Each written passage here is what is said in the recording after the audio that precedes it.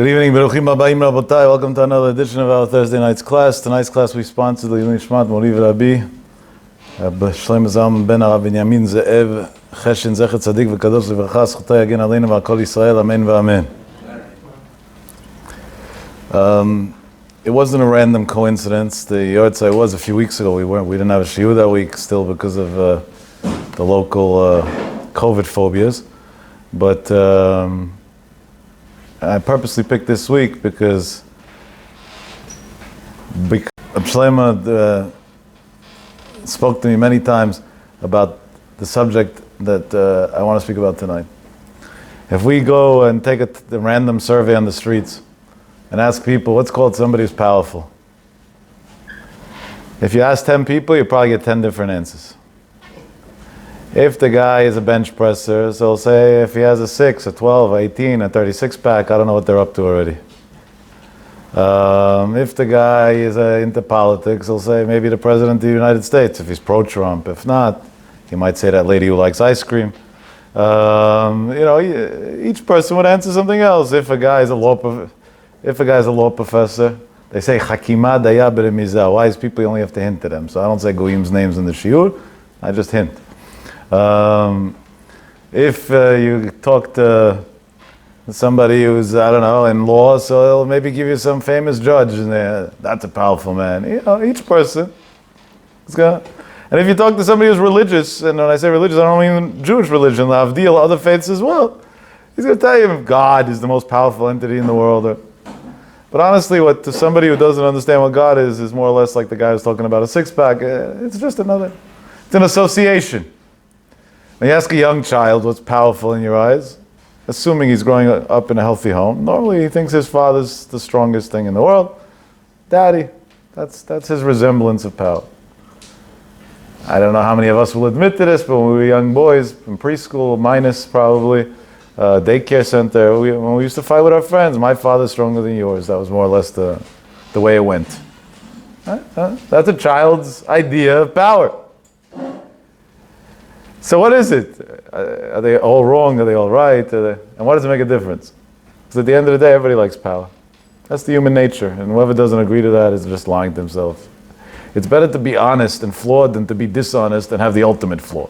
We all like power. That's the way it is. Everybody likes being in control.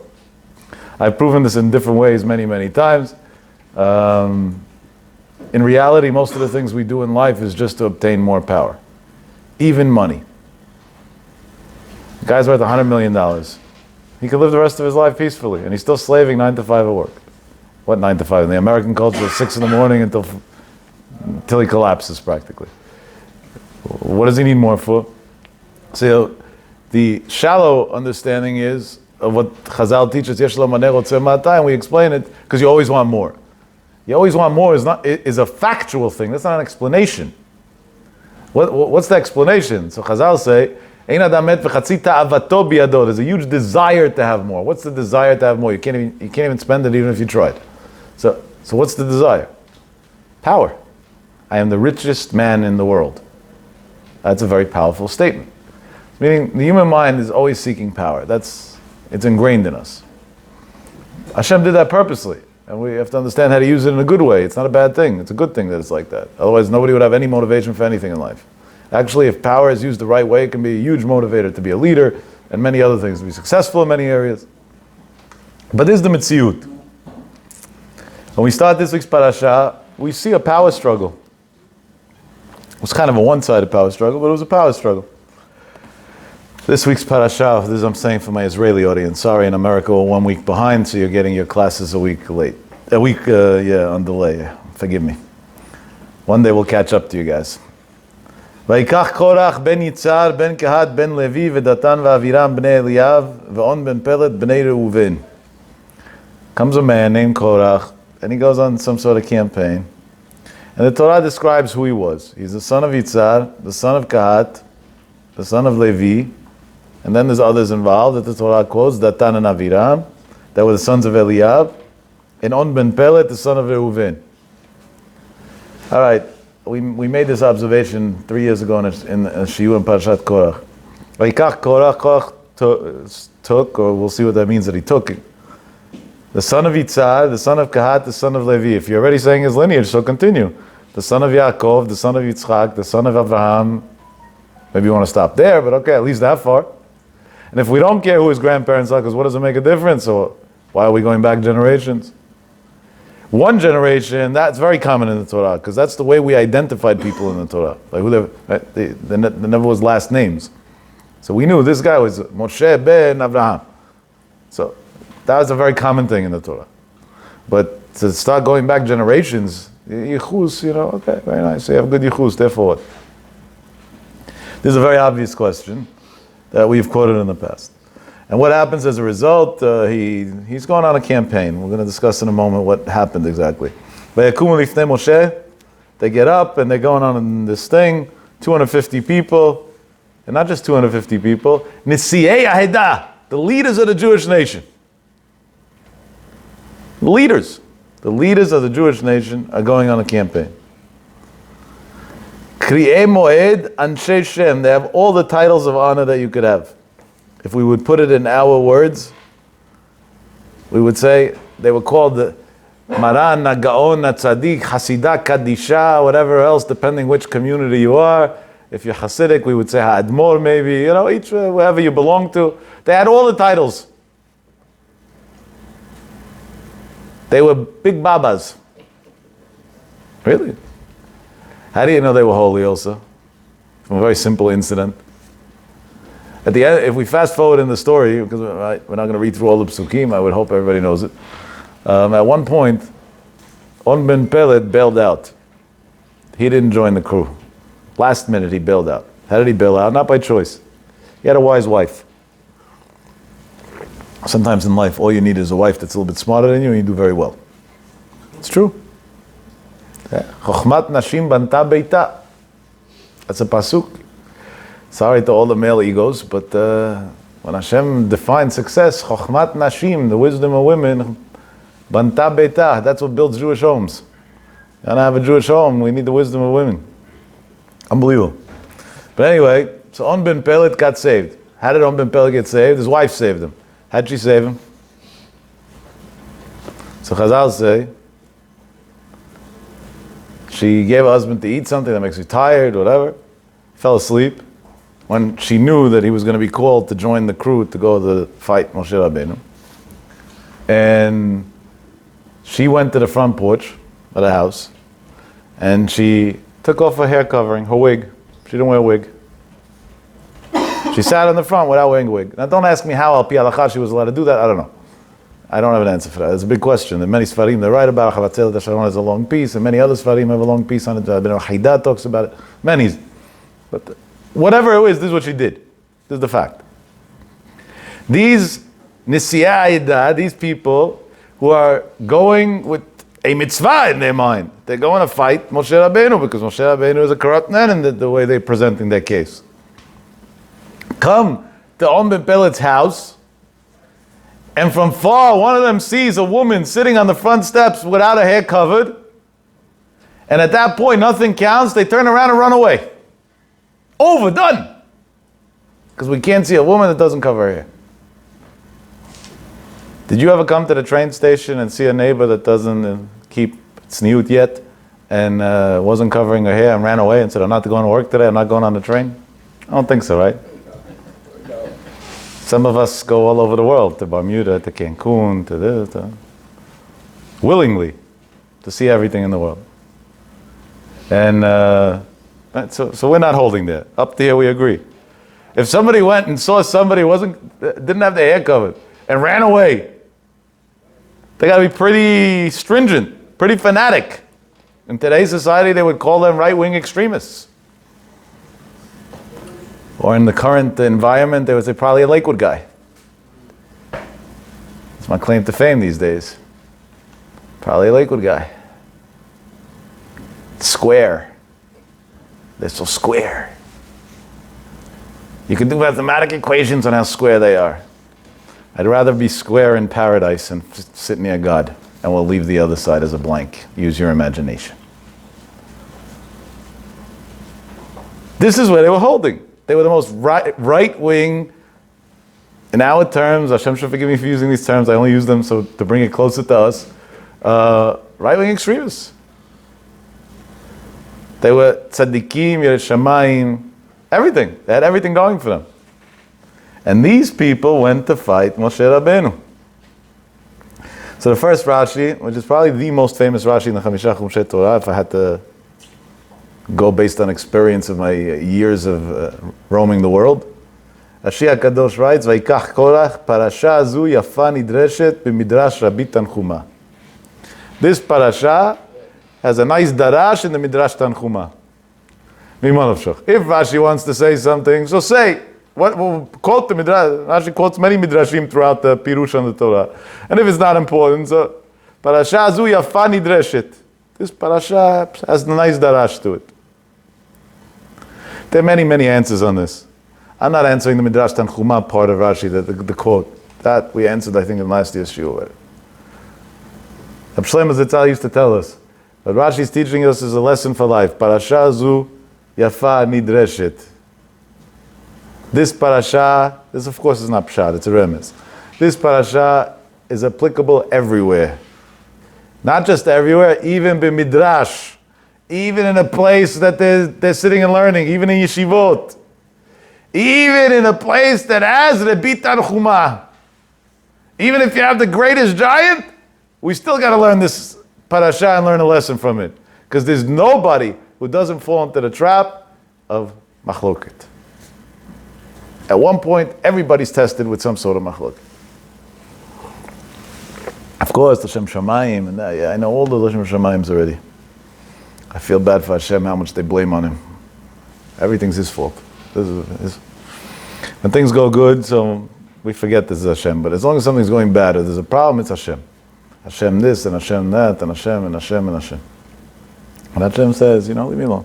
Leave me out of it. If you want to fight with your friend, fight with your friend. It's bad enough. Why do you have to bring me into it also now? I don't want to be part of your fight. That's, Shlomo was very strong about this. Shlomo once told me, other than one time in his life, that his father gave him a clear psak halacha, that there was a specific person, and this person's still alive, just because I don't want to get killed, I'm not saying a name. I mean that literally, because once I did send the name, and they tried to kill me afterwards.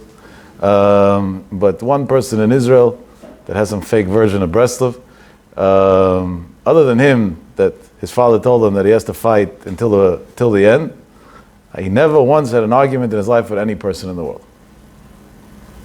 And an argument's not even a machloket. An argument's just, we're bickering. Never had an argument in his life with one person in the world. Never.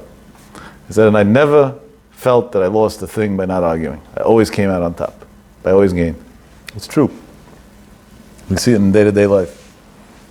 Okay, so it's yafa nidreshet. So what did he do? Vayikach. Yikach means he took. What did he take? You know what he took? What did he take for himself? He's trying to take for himself.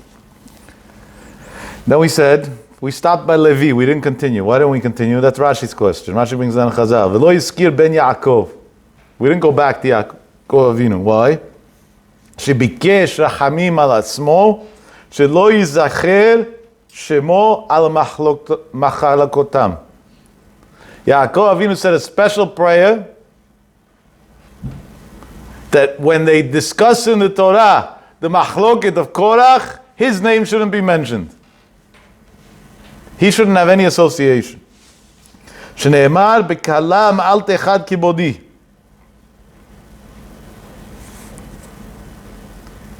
And then Rashi explains how we know that that's going to this. Meaning, Yaakov Avinu beruach kodsho already saw that there's going to be a day, that there's going to be a Korach who's going to fight with Moshe Rabbeinu, and he went and cried to God and said a prayer, Borei Olam, I don't want to be part of that. There, I don't want my name. Now let's make an observation. To the best of my knowledge, and if I'm wrong, please, whoever it is, either correct me live or tomorrow email me to correct me or text me or something. I don't think that there's another Rashi in all of Rashi's writings, not just ala Torah, that says that Yaakov Avinu prayed not to be mentioned specifically in a specific incident of a specific situation that was directly Jew-to-Jew sin related. And the Jews did do sins. Torah is full of stories of different things that happened. Meriva, this, that, all different things. So, Chet HaEgel, let's take that one. So wait a second. It could be he wasn't mentioned. That's a separate story. You can discuss it on some other day. Why not? But he didn't deliberately go and say a prayer, in this incident, I don't want to be mentioned. So here's a side analogy. You may agree with me, you may not, but this is what my logic dictates out of this. Yaakov Avinu said, when they do Avodah Zarah, I could still find an excuse for them. The Emunah got destroyed, what should we do? Got corrupted. When they do the worst sins in the world, I could still somehow justify what they did. They're sick people, they're this, they're on that, I could find. Machloket, that I have nothing, there's no way to justify. That's a lost case. And a lost case, I don't want to be involved with. And that's why Chazal say, really, somebody who's mevazet tamidei chamim, there's no refuah lemakato. Every sin a person does, he has a way out of. Mevazet tamidei chamim, over. No way to go back. That has to be a Talmid Chacham. Speakers, not always are Talmidei Chachamim. But the Meshech Chochmah says, when you want to know if somebody's Talmid Chacham or not, how do you know? Maybe you're not a Talmid Chacham yourself. Look at his history, where he grew up. Did he grow up amongst the Chachamim and through the Chachamim become a Chacham? Meaning, was he a star in the yeshiva world and gave haburot and shiurim to big Talmidei Chachamim on complicated sugiyot in the Shas? And then later on, he felt bad for the Hamonam and went out to give speeches. Or did he grow by the non-religious? If he grew by the non-religious, so that's what he is. If he grew by the Talmidei Chachamim, so then he's a Talmid Chacham. Because it takes one to know one. Somebody who never learned to go give speeches to him, what's the big deal? He doesn't know better. You could tell the Gemara says he doesn't know what the Gemara is. He's definitely not looking it up. That's not Talmid Chacham. Talmid Chacham is somebody who could sit in front of the biggest minds and challenge them. And say, here, well, let's talk. Which sugya are you learning? Let's talk. Chaim Shmulevitz Zitzal. I didn't know Reb Chaim Shmulevitz. I wish I did. I wasn't zocheh. I'm too young. But my Rebbe was his chavuta for many years. Chaim Shmulevitz had a brain that there's no way to explain. I'm not even going to try because it's a waste of time. And he, if you don't know how far it goes, when me Yeshiva went then from, through World War II and all their rounds and ended up in Shanghai, and then from there they came on a boat towards Israel. So at one point they knew Reb Chaim Shmulevitz knew geography very well. Not only geography, he knew everything. Because through the Torah, you couldn't know everything. He never learned any secular studies. Just through the Torah, he knew it all. So when they would get to different places and they would have to dock for whatever reasons, so a lot of times they would ask him, where are we?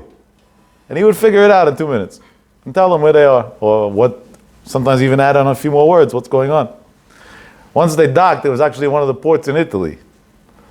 And he was in the middle of a sugya, he was learning. And they asked, the students, they've been through hell together for all these years and everything. They're very close to their rabbi at that point. Challenges bring you much closer. Brings the heart very close. And they go over there and they say, Chaim, Rebbe, where are we? So he says, we're in the Tosfot and the Daf Tzadik Tet Amudal Masechet Shabbat on the top. That's how Chaim lived. His mind was in the Torah. By the way, there was also a world, okay? Derech Agav. All of that was true until it came to another Jew's feelings. When it came to another Jew's feelings, he was the most in tune person alive. This is something wild. This same Reb Chaim Shmulevitz that was capable of walking to yeshiva in the morning and bumping into telephone poles and the most extreme stuff, because his head was kol kulot Torah and Kodesh and knew nothing else. If he was on the street and a mother was pushing a carriage with a baby inside and the baby was crying, very common, he would hear the tears and he would start crying. Because a Jewish kid is crying, is suffering. How could I not cry with him? You have to be mishtatef b'tzayim chavero. Imagine today you're walking down the street with your wife on a walk, Shabbat afternoon, after the meal, you're Baruch Hashem, like Bali Bo B'darkei Hashem, you grew, except for not this way. And also you're a little bit intoxicated, Kitov Lev HaMelech Bayayin, and you're strolling like a prince on the Shlom Bayit with your wife by your side. What could be more beautiful? Eshtecha K'gefen Poriyah. And as you're going down the street, there's a lady across the street walking with a carriage and the baby's crying. And suddenly you see your wife starts crying. You're going to say, hello, everything okay? We're going out on a walk. What are you crying for now? I would have stayed home. I would have stayed in bed.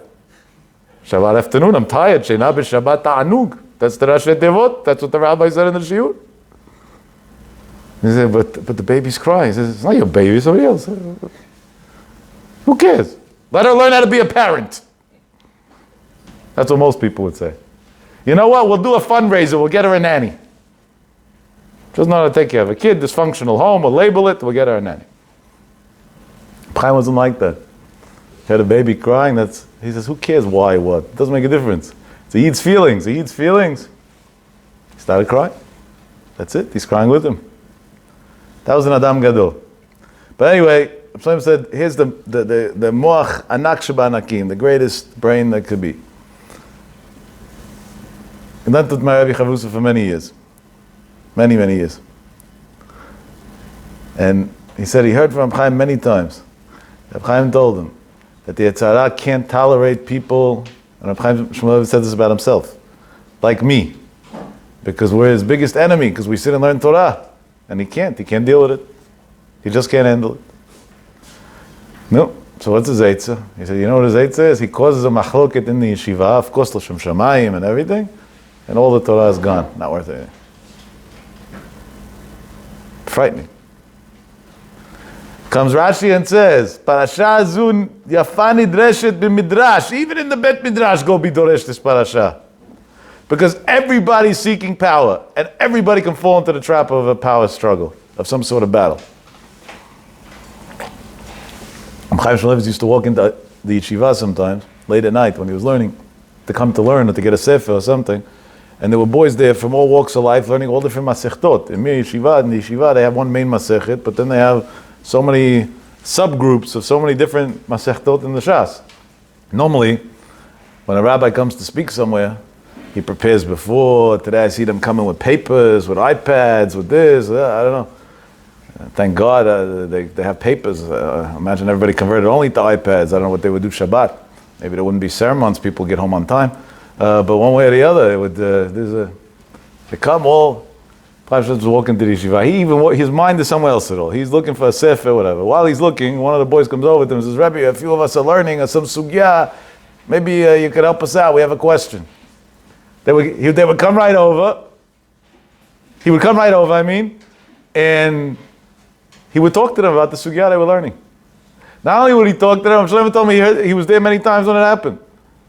He would give them a shiur on the sugya, on the spot, live, even though it's in a different masechet, in Shas, different area, different subject, different everything, as if it's live.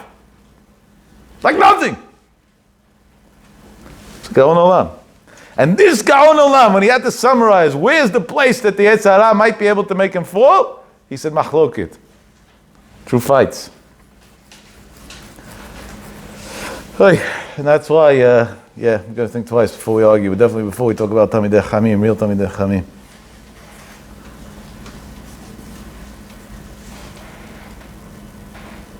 The other day I was sitting somewhere, one guy was talking about some Dvar Halacha, and I quoted something from one of the Gdolei Yisrael. He's not alive anymore. I'm not going to say a name just because I think it's so annoying to me that if I would say a name, I would have to say harsh words about the incident. And there was another guy sitting there, Sfaradi Gdol Torah, wrote many, many Sfarim in Halacha. And another guy was sitting there, a very knowledgeable guy. And we were discussing, and he said, it makes no difference what he has to say. I said, why does it make no difference what he has to say? He was a Zionist. I said, and you have no place in Gan Eden, and I walked away. So he called me at night a bunch of times. I didn't pick up. Finally, I picked up. I said, okay, after 100 calls, I don't know how many, I'm going to pick up. I said, what do you want from me? You I don't want to talk to. So he said, what does that mean? I said, if the Chachamim taught us that somebody's mevazeh talmidei Chachamim, there's no refuah, you have an illness that's dangerous. I don't want to get sick. I said, I see people walking around the streets as if it was Purim with masks on, with this, with that. They're all confused over some sort of virus. And the Hazal didn't talk about. This one they say clearly. There's a death sentence. I said, I don't want to get sick with that. I'm a lot more scared of that than COVID's. I want nothing, no association.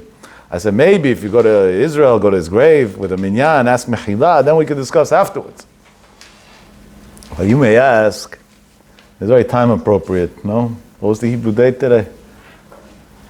Gimel Tammuz. No, so Gimel Tammuz in recent Jewish history, two different people associate in different ways.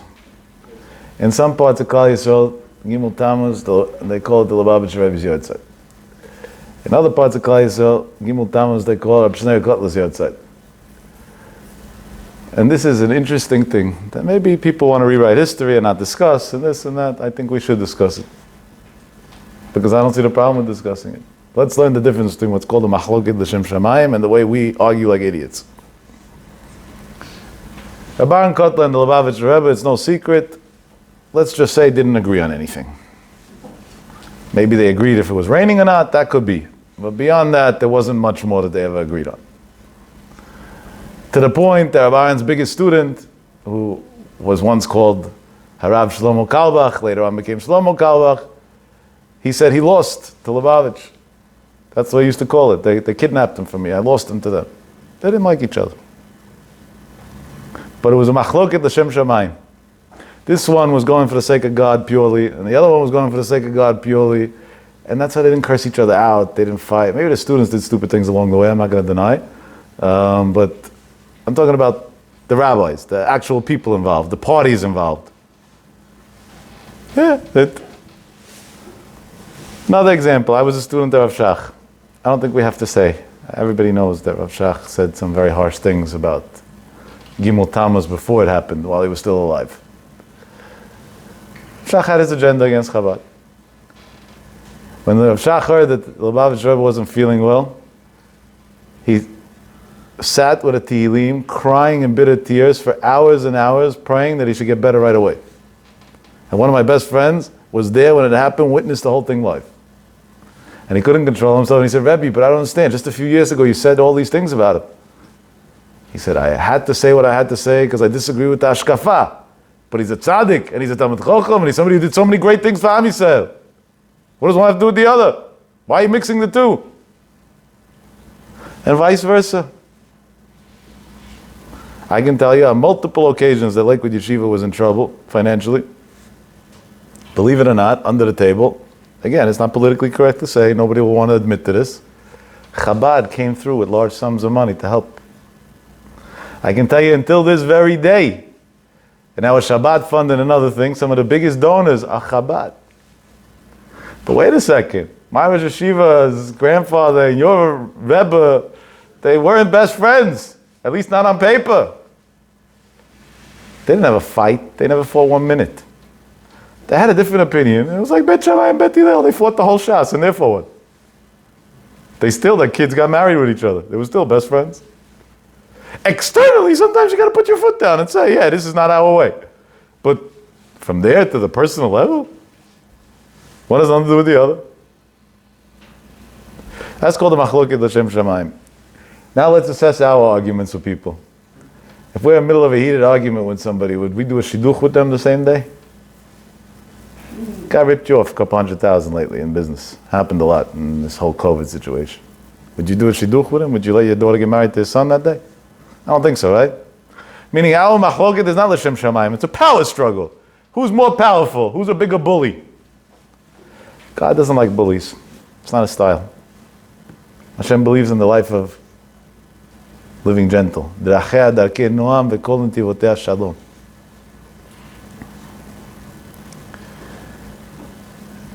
I'm not saying this halakha l'maaseh because if I say it halakha l'maaseh, yeah, I just know the drama tomorrow. I'm not in the mood, honestly. But I'll say halakha shelo l'maaseh, and everybody will decide what they want to understand from it. I was sitting by Mori Rabbi Zitzal once with a group of boys, all married guys. We were on a trip to Israel. The trip had a nickname. It was called the Wallet. That was the name of the trip. Pretty much the theme is that most guys were from non-religious backgrounds. Some of them were a little more observant, some less observant, but they were all, at least on paper, well off. And to come on this trip, you had to commit to distributing whatever sum of money, many digits, of charity to yeshivot in Israel throughout the week that we were going to be in Israel. So the trip over the years got a nickname, the Wallet. Like the rich boys go, but it was, why did I do it? no, I'm not a tour guide and I don't get paid and I have no interest. I did it for a very simple reason, because otherwise these guys probably would never give tzedakah to yeshivot in Israel. What do they know about this stuff at all? They don't know what Panovich is, they don't know what Chevron is, they don't know what Porat Yosef is, they don't know what these things are. They don't know what Chavei Dat is. They don't know. So like this, we could bring them into all these places. And it helps the yeshivot a lot. So we had this going on. One of the days was dedicated to going to Yeshivat Mir. We used to go to the Rosh Yeshiva, Zecher Tzadik Kadosh Livracha, Nosson Tzvi. He would spend some time with us. We'd leave a nice donation. And then after that, my Rebbe worked for Yeshivat Mir. We would go to my Rebbe and sit by him until the end of the day. That was the way it was. So that year, we're a group of guys, and most of them, maybe Shomrei Shabbat. Could be, I don't know. I don't mind people's business, so I wouldn't know. They definitely don't preach that they are, but that much I could tell you. We're sitting by my Rebbe, and he takes them in with such warmth and love. My Rebbe never took money from anybody, so he's for sure not in it for the money. He's talking to everybody and giving everybody chizuk and whatever. And one guy turns to him and says, Rabbi, I got one more question before we leave. We were there for many hours. He says, what's the question? He said, listen, I became a little more observant lately. I don't remember the exact term he used, but he feels the connection, and he learns every night, Afyomi, and he this, and he that, and all these beautiful things he's telling him. He said, but my wife, nothing doing. What do I do? What do I do? So Reb Shlomo used to talk to a person about his question as if it was the most complicated sugya in the Shas. Everything had to make sense. He turns to him and says, what were you thinking of doing? He says, honestly, I was thinking of putting my foot down. Enough is enough. I bring the money home, I'm the man of the house, all these disgusting words. So he said, just make sure not to put your foot down too hard, it might break. You may want to think about that. So the guy realized the rabbi didn't approve of his theory. He says, okay, Rabbi, that's why I'm asking you. You're a smart guy. We just sat with you for hours. I like your style. What do you say? He said, I say, mind your own business. As long as she's willing to keep Taharat HaMishpacha, mind your own business. Don't say a word about anything, no matter what. He said, not only that, don't hint. Not only that, go work on yourself to make it real that you accept the food she is. This guy's whole hot air went out.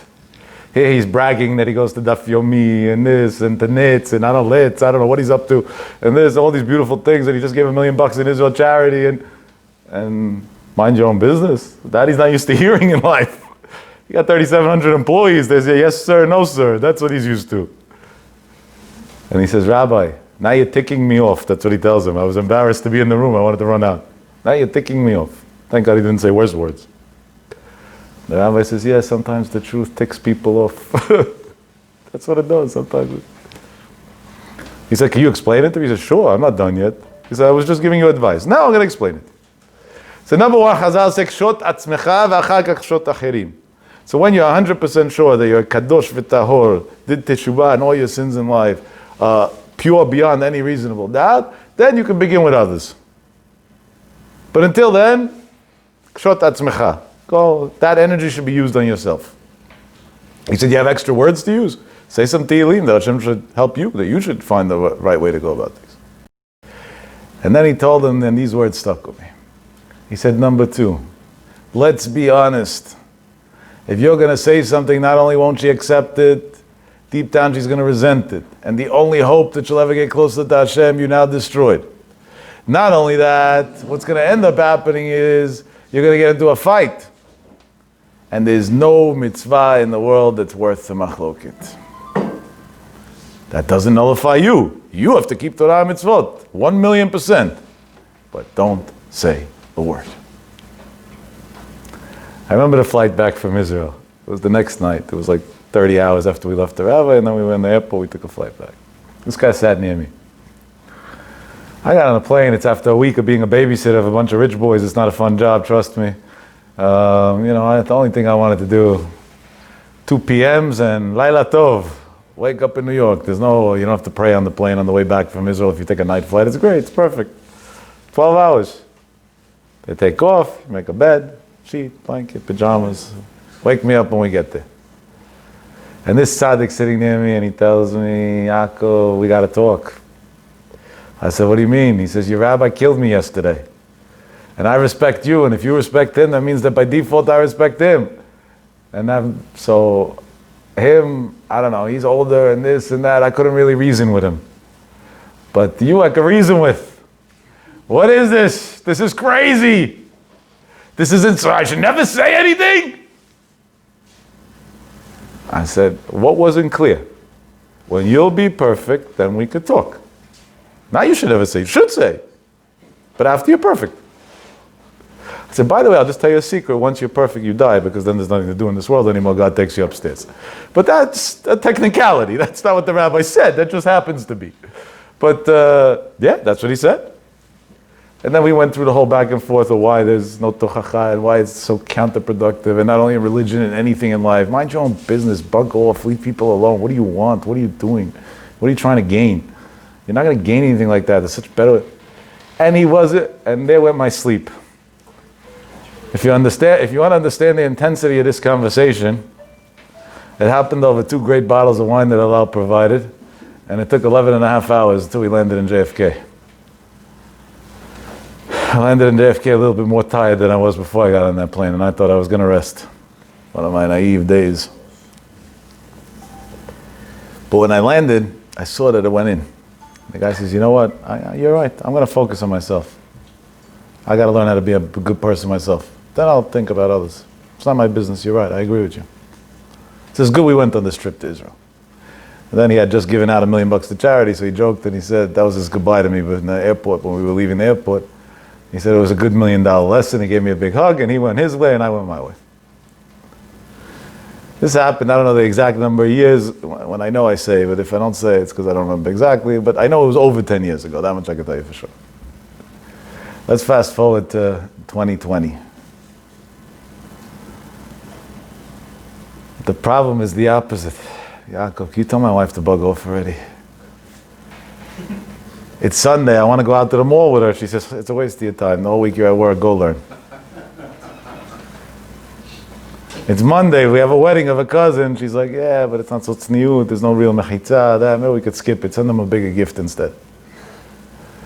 It's Tuesday, I want to go on vacation somewhere. She's like, but there's no minyan, there's no this, there's no kosher food. She says, maybe you could calm her down a little bit. I said, wait a minute, what happened over here? What happened over here? What is this? Devil's advocate? What happened over here? Unbelievable thing. Listen to the story. There's a story which shows you how by not being machzik b'machloket you succeed. It tells me I was a high-tempered guy. And that's why I wasn't willing to accept this whole idea. Not to say anything. I said everything to everybody, whatever. I was a rich man. I didn't care about nobody or nothing. Somebody upset me. I said it to their face. What? He said, in my office, everybody knew pink slips go out very freely. That's my favorite color. You tick me off the wrong way, take a slip. Have a good day. That's my personal life was influenced by that too. He said, and here sat a man who could have sweet-talked me and could have told me he's going to send you as a student to go talk to my family and to give us chizuk and whatever. And then he could have asked for a donation and got any number he wanted. Because he's a socially intelligent man and we loved him. He said, not only didn't he do that, he sat and told me to my face that my whole way of living is wrong. But not in a negative way, in the most loving way. He said, you're such a good guy with so much potential, go fix yourself. So then I came home with a vow in my heart that no matter what, religion, not religion, anything, there is no machloket. There's never going to be an argument. There's never going to be friction in my house no matter what. Said, sure enough, the Yetzer Hara worked overtime. Friday night, the maid wasn't there, and this, and the kids made her, and Saturday, something else, and Saturday night, the next problem, and thing after thing after thing after thing. And he said, this went on for a while. It wasn't easy. And I would, fight with myself. He said, to the point that there were days I felt my chest was just going to explode, because everything I was keeping inside, because I didn't know how to accept. I just knew at least how not to fight or not to argue. So I would just keep it inside, I couldn't. I felt like I was collapsing. So, and then came the final punch. It was my wife's birthday. She turned 40. For her 40th birthday, I asked her what she wants. And she said, it doesn't make a difference to order. That's a nice way of saying you better come through with a lot of gifts. So I called her sister. I don't know what she wants. Maybe I'll avoid such a marriage that somebody doesn't know what their spouse wants. I called her sister. I said, what do you think I should get her? So her sister's also married to a rich boy. So they have Inve Agif and Vinve Agif in the same Musagim. They said she wants a new Porsche SUV and she wants some sort of pendant that's 5 carats. Maybe it's a Hamsa, I don't know, something, some inyan over there. He said, you know what I did? I called my personal assistant, I said, get her the Porsche, whatever, I don't remember the name, whatever SUV, and get her the thing from, and not just get it for her. Some of you guys are in jewelry, you know. Get it in Tiffany's, meaning overpay by like 30. Just that it should be the best, the nicest, you know, came from the best place, top up. Baruch Hashem, I can afford it, it's no big deal for me. That night, I hire a caterer, we're going to make a 40th birthday party in the house, the kids are coming, the sisters, the brothers, the this, the that, blah, blah, blah, everybody's coming. And I make sure to gauge exactly 8 o'clock when the people are coming to have the car delivered. So 7 o'clock I come home, I bring her the jewelry, she's happy, she says, thank you, you're so sweet, you're the best, you're amazing, blah, blah, blah. 8 o'clock, the car comes. She got both of her dreams. Oh, both in one night, unbelievable. They drop off the car. I tell her, honey, look out the window, car with a bow, just like you hear in the stories. This guy lives the stories. Maybe it's written about him. And she gets the keys, I throw her the keys, and I tell her happy birthday. Well, great. We have a party. Have a party, drinks. She's turning 40. Some people start drinking when they're 21. She decided to start drinking when she was 40. Now, if those of you that don't drink, if you're not, you know, don't come to our minyanim, I guess, or whatever. If you drink, when your body's not used to alcohol, the tiniest bit affects you right away. Here's a lady who doesn't really drink. Suddenly for her birthday, on her 40th birthday, decided to have 2 glasses of wine. Vashtia Malka. Purim, everything's upside down in her head. Okay. The meal's over, everything's over, the waiters are taking the things apart, the maids are cleaning up, everything, right? And this is the 40th birthday, beautiful, right? You just made it the happiest lady. Who knows how much money you spent that day? And she says she's going on a spin with the car. And he tells her, hon, give me the keys right now. He says, what do you mean? It's my car, you gave it to me. She's fighting with him, she's drunk, she doesn't know what she's doing. It's my car, you gave it to me. Give me the keys. She pushes him. She says, you're not going to tell me what to do. She goes out of the house, goes into the car, reverses out of the driveway. They live on a busy street in a town. I have to be careful because some people know who this person is. I have to be a little bit careful to... Let's just say they live on a busy street. Imagine Queens Boulevard. That's not true. I made that up on the spot. And she reverses out of the driveway, tipsy. You can imagine she didn't even get out of the car. Boom, car, thing spins around, and now we got cops for a DWI, an ambulance to take her to the hospital, and the brand new car that this guy just spent top dollar, paid in full, gone not even 30 seconds later, after she pushed him and said, don't tell me what to do. And he looks at me and he tells me, Yaakov, do you think that was a reason to get upset? I said, honestly, I'm going to plead the fifth. Because I know what I'm supposed to answer, but I also know that I don't know if I would pass the test. So I'm going to stay quiet right now. That's going to be convenient for me. He says, let me tell you something. When they asked who's the husband to go into the ambulance, now she's in the ambulance with handcuffs. Right? Because she's being arrested for drunk driving. And she's going to the hospital to get checked out for being banged up. So I was going to say, let her go. No bail, no, I'm done. So that's the only thing I felt in my heart.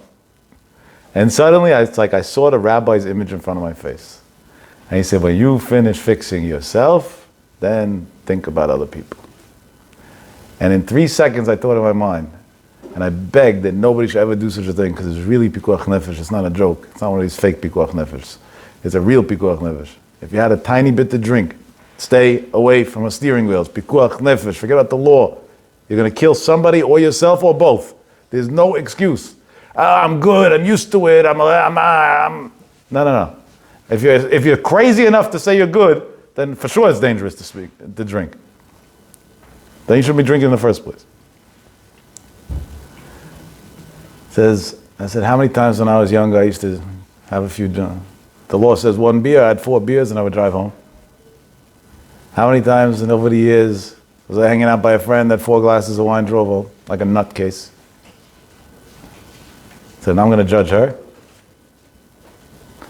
And with a big smile on my face, I went into the back of the ambulance. They went to the hospital. I paid whatever the bill was, a couple $100, no big deal. Hired the top attorney, brought the best specialist into the hospital. And when she finally, a few hours later, like sobered up completely and realized everything that happened and started crying and was so embarrassed and whatever, I said, don't worry about it. We all make mistakes. I did a lot of crazier things in my life. This is nothing. Make believe it didn't happen. And it's your birthday. Why would you ruin it? A few more minutes, the doctor will give us clearance. Thank God you have no concussions. Everything's okay. You come home and cars are replaceable. By tomorrow you'll have a new car.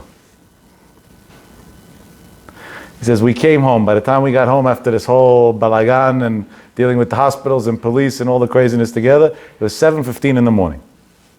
The whole night went on this thing. He says, and she sits down on the couch and collapses into tears and says, where did you get the strength to be such a dignified person from? You should hate me now. You should destroy my... This should be the war of all wars. You should flash me the prenup that we have. That's what should be happening right now. I said, where? And you're already busy on your phone texting your assistant, make sure to get the same car, make sure to have it delivered today? How's that possible? Where? How? And he tells her, I learned Daf Yomi. And in Daf Yomi I learned a few months before that all hell breaks loose when machloket starts, when people get angry. I also sat by a great rabbi in Israel, this is his name, when I went on my charity trip that you didn't think was so normal, because I'm giving out $1 million in 7 days. And when I met that rabbi in Israel, he told me that when I finish fixing myself, then I could start thinking about other people. He said, so how could I get upset at you? I didn't fix myself yet. He says she tried to get up. She didn't even have strength to get up. She was so drained physically and emotionally from the whole night. And she says, I swear on everything dear to me that one day I will be like that rabbi. He said, and from that day on, she became a 100% Torah, Shomer Torah Mitzvot. And every time she had some big challenge in life or whatever, the words that she used to say was, if the Torah makes a person to the point that he could run away from machloket to such an extreme, that's the Torah that I'll give my life over. That's the Torah that I'll give my life over. That's why today, she doesn't need cars, and she doesn't need carrots, and she doesn't need this, and the only thing she calls for is, okay, I have more time. Any other chesed things today? Any this, any that? Can we help anybody else? Another this. Tell me what else there is that needs to be done. That's like the thing that I always hear from her. Hasidah Kadisha, literally. That's somebody who's not mahzik b'machloket. If somebody's mahzik b'machloket,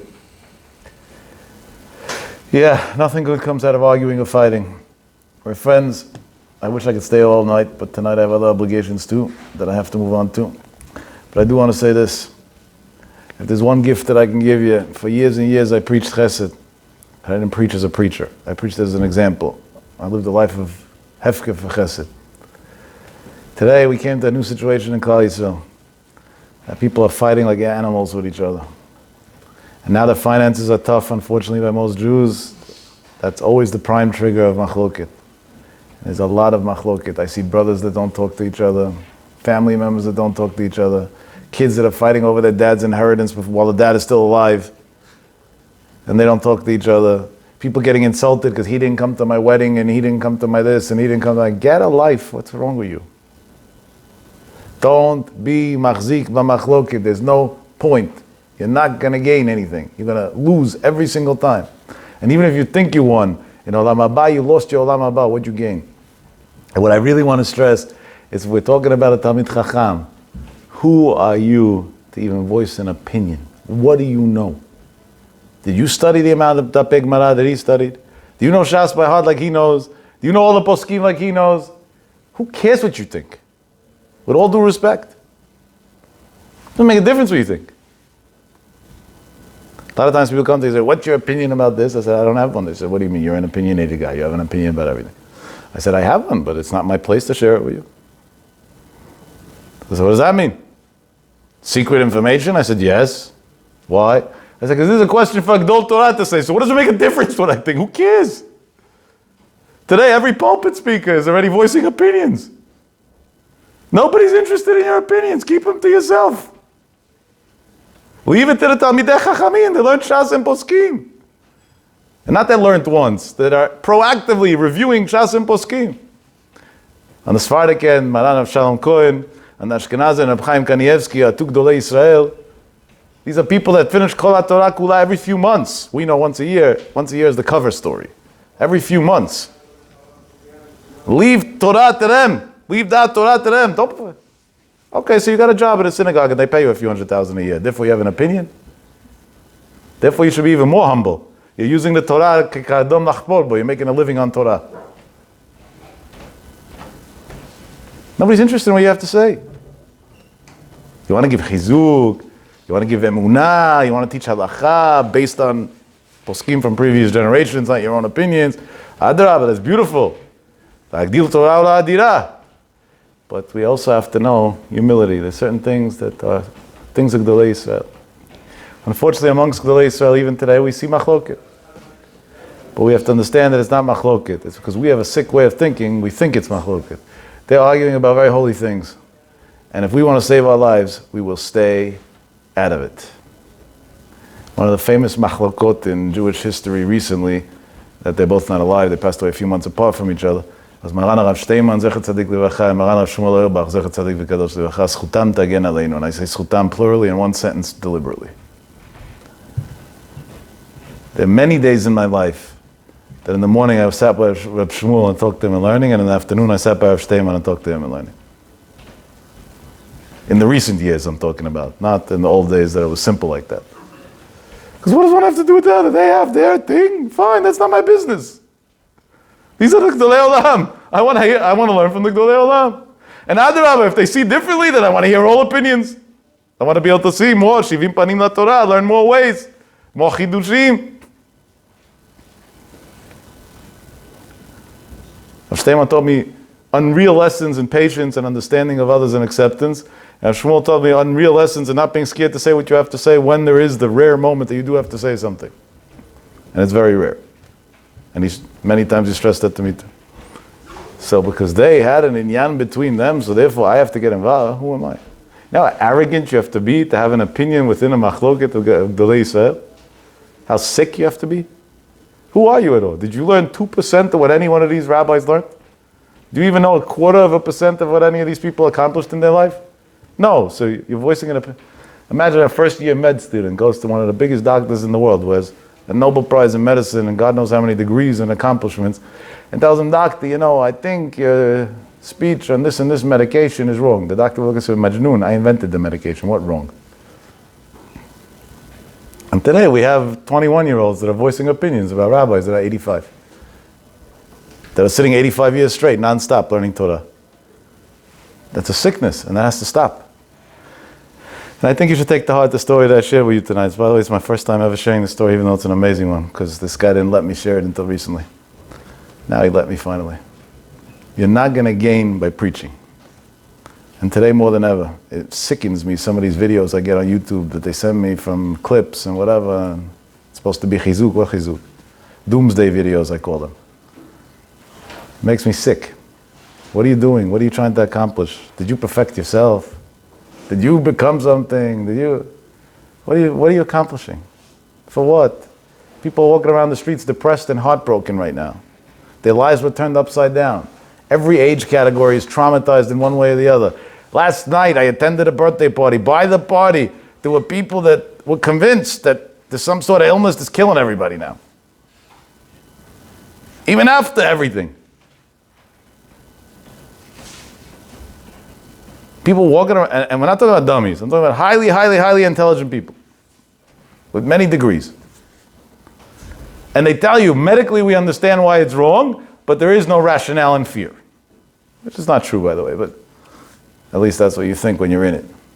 But that's the way people are walking around. So you scare a scared person? That's also a form of machlokes. What's fear? You have an internal conflict. When you're at peace within yourself, you're not scared of nothing. If you're scared of something, that means you have conflict within yourself. Yes, I know that's a deep analogy. Think about it for a few days, and a few days call me back and say, wow, that was smart.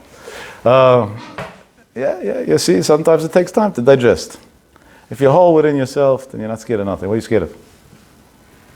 You're whole. You know what you're doing wrong. If you're scared, then something's not whole. So now you have somebody who's already battling. So what do? Scare him more? How's that supposed to help?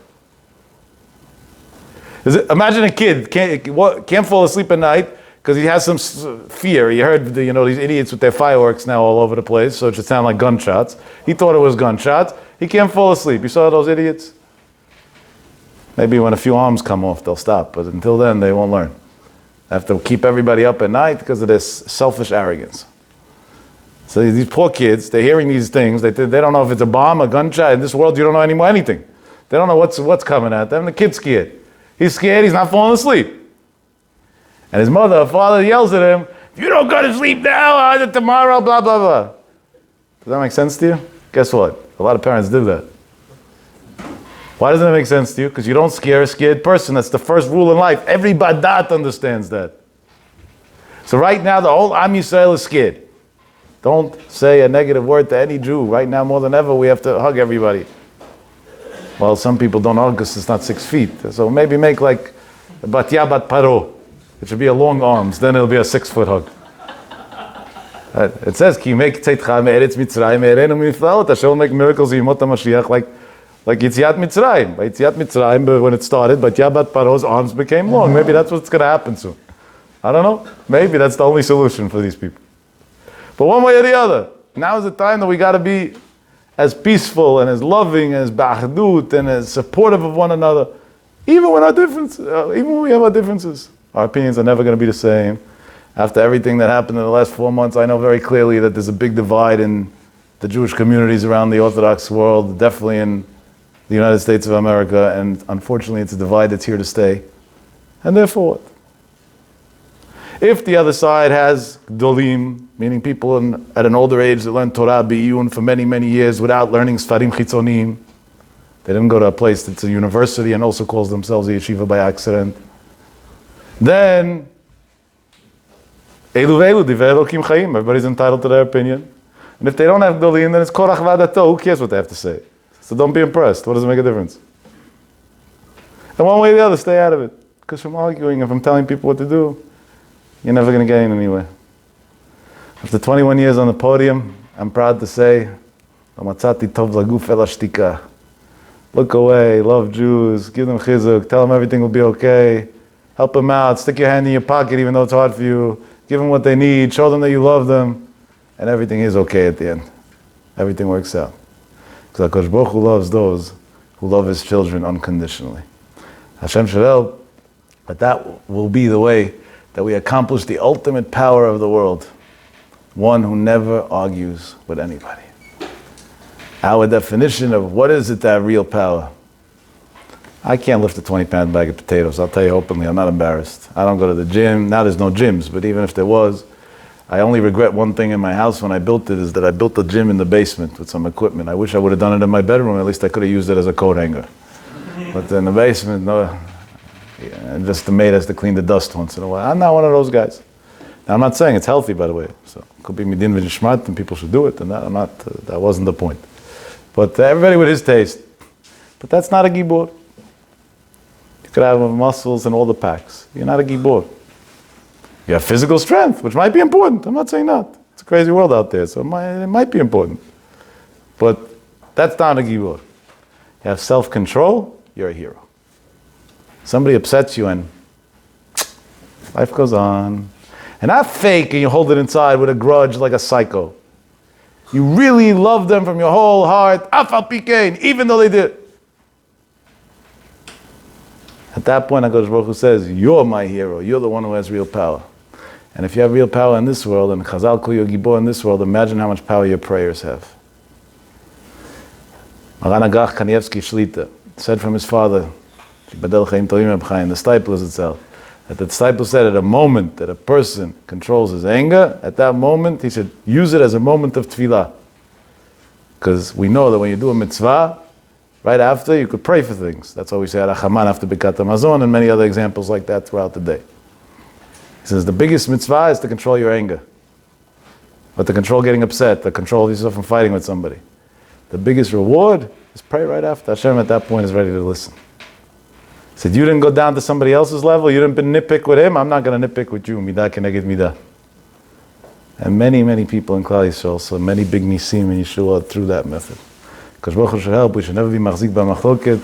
We should love Am Yisrael, b'simcha, b'nachat, b'osher, v'osher. It's been a pleasure. Have a good night and a wonderful Shabbat.